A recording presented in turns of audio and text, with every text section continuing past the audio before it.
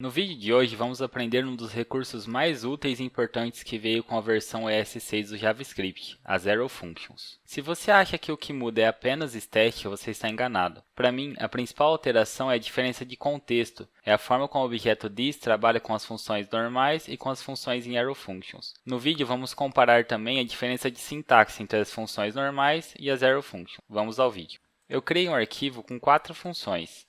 Uma com 2 parâmetros, uma com apenas um parâmetro, uma sem parâmetro e uma função anônima. Vamos pegar a primeira função, duplicar ela aqui. A primeira alteração é tirar a palavra function. Só que ao utilizar as arrow functions, eu preciso atribuir essa função a uma variável, então vai ser um let somar2, que é igual. E eu coloco aqui na frente a seta, por isso que vem o nome de arrow function por causa dessa seta aqui. Dessa forma, essas duas funções já são iguais, elas têm exatamente o mesmo resultado. Só que aqui a gente, é claro, pode reduzir ainda mais. Toda vez que eu tiver apenas uma linha aqui, eu posso tirar as chaves, então eu posso colocar tudo na mesma linha. E eu não preciso da palavra return. Então fica assim, ó, let somar2 é igual entre parênteses os meus parâmetros, faço a seta aqui, que é a arrow, né? Por isso que é o nome da arrow function, e faço aqui o meu retorno. Então, estou retornando 1 mais 2, né? Número 1 mais número 2. Eu preciso fazer essa atribuição porque as funções tradicionais, elas já criam uma variável com o nome depois da function. Como a gente não tem a palavra function, a gente precisa fazer essa atribuição. Vamos agora ao exemplo com apenas um parâmetro. Então, como a gente aprendeu, a gente vai tirar a palavra function, vai fazer uma atribuição a uma variável, que eu vou dar um nome de maior que 0,2. Depois do parâmetro, eu tenho a seta. E como a gente viu, a gente pode omitir as chaves, por eu ter apenas uma linha aqui dentro. E eu posso omitir também a palavra return.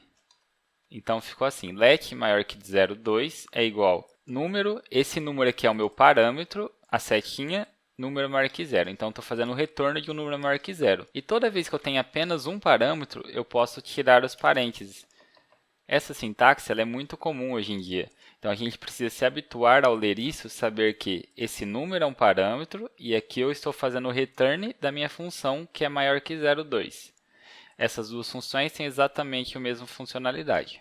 Vamos agora à função sem parâmetro. Você pode estar se perguntando, como que eu faço quando não tem parâmetro? A mesma coisa, a gente vai omitir a palavra function, declarar uma variável let com o número aleatório 2, é igual, abre e fecha parênteses, a setinha, posso omitir a chave, omitir o return, o meu retorno aqui, ponto e vírgula. Então, quando a gente não tem parâmetro, a gente precisa obrigatoriamente abrir e fechar o parênteses, porque se eu apagasse aqui daria um erro. Então, a gente abre e fecha. A gente sabe que é uma função porque eu estou abrindo e fechando parênteses. E a gente está fazendo o return de um número aleatório.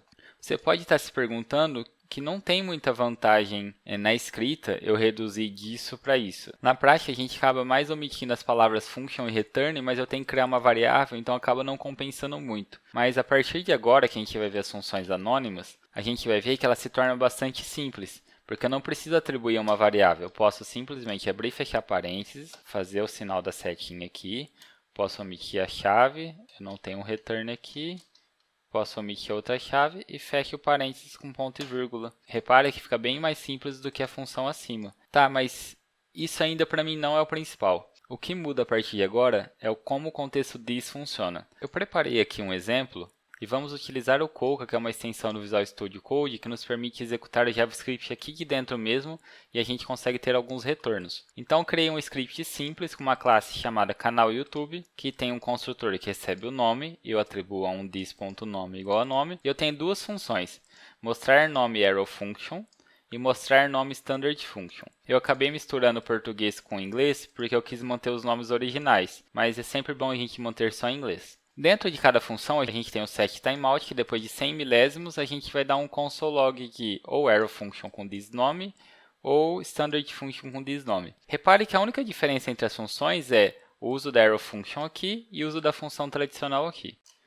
Vamos criar um objeto agora com o nome de canal YouTube, é igual a new canal YouTube, e vou passar como parâmetro o nome do canal, por exemplo, bitloop. Depois vamos chamar a primeira função da standard function. E reparem que aqui o Coca já nos colocou standard function undefined. E se a gente fizer exatamente o mesmo exemplo com as arrow functions, a gente vai ver que aqui ele consegue printar o nome do canal que eu passei por parâmetro. Então essa é a principal diferença para mim.